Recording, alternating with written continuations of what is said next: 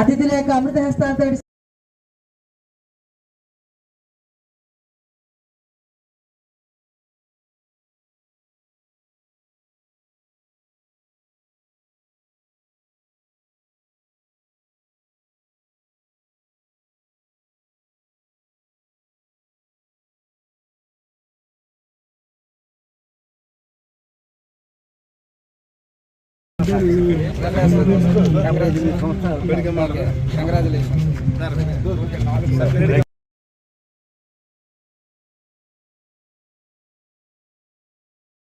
మన home guards rising డేని celebrate చేస్తున్నాము.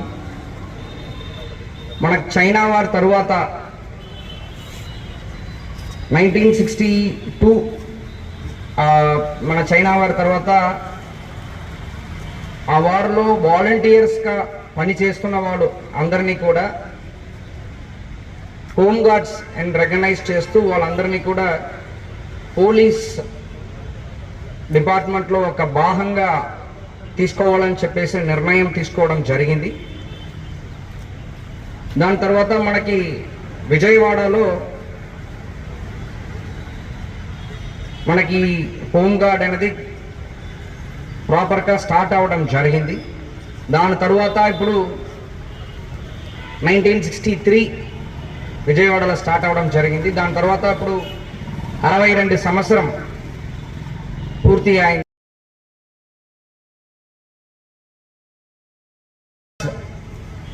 రోల్ చాలా చాలా ఇంపార్టెంట్గా ఉంది. అంటే ఏ డిపార్ట్మెంట్ అయినా అవ్వచ్చు, పేరెంట్ డిపార్ట్మెంట్ అయినా పోలీస్ ఉండొచ్చు, విజిలెన్స్ అండ్ ఎన్ఫోర్స్మెంట్ ఉండొచ్చు, ఫైర్ డిపార్ట్మెంట్ ఉండొచ్చు, రోడ్ ట్రాన్స్పోర్ట్ డిపార్ట్మెంట్ ఉండొచ్చు. అన్ని డిపార్ట్మెంట్స్లో హోమ్ గార్డ్స్ రోల్ అనేది చాలా ఇంపార్టెంట్గా ఉంది. ఇప్పుడు నేను ఈ సర్వీస్కి వచ్చి కూడా ఆల్మోస్ట్ 6.5 సంవత్సరం అవుతుంది. ఈ 6.5 సంవత్సరంలో నా జర్నీలో హోమ్ గార్డ్ రోల్ని చాలా క్షుణ్ణంగా చూడడం జరిగింది. మొట్టమొదటిసారిగా నేను ఏజెన్సీ ప్రాంతంలో హోమ్ గార్డ్ని అక్కడ ఏఎస్పీ చింతపల్లిగా ఉన్నప్పటి నుంచి కూడా ఎక్స్ట్రీమిస్ట్ ఫీల్డ్లో కూడా హోమ్ గార్డ్ లేకపోతే అక్కడ ఎక్స్ట్రీమిస్ట్ ఫీల్డ్ అనేది ఈరోజు మనం మావోయిస్ట్ దగ్గర నుంచి స్వతంత్రం తీసుకొని ఈరోజు ఇంత ఫ్రీగా మనం ఉన్నామంటే హోమ్ గార్డ్ రోల్ అనేది ఆ ఏజెన్సీ ప్రాంతంలో ఎంత దూరం వాళ్ళు రోల్ ప్లే అయిందనేది ఆ రోజు చూసినప్పుడు నాకు చాలా గర్వంగా ఫీల్ అయ్యాను.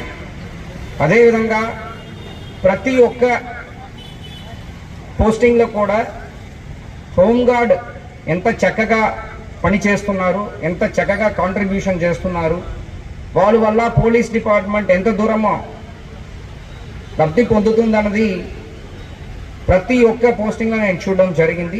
మన గుంటూరులో కూడా తేడా ఏమీ లేదు. ట్రాఫిక్గా ఉండొచ్చు, పోలీస్ స్టేషన్